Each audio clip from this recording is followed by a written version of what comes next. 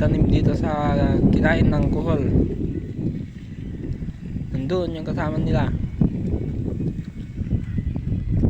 Tapos yan, ito pinupulot nila.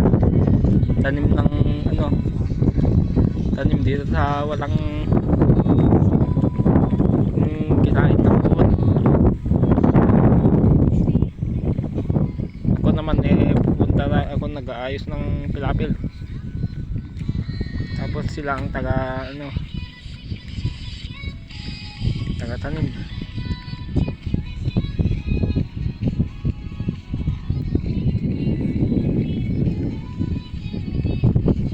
Maluwang po yan, 4 na hektarya po yan.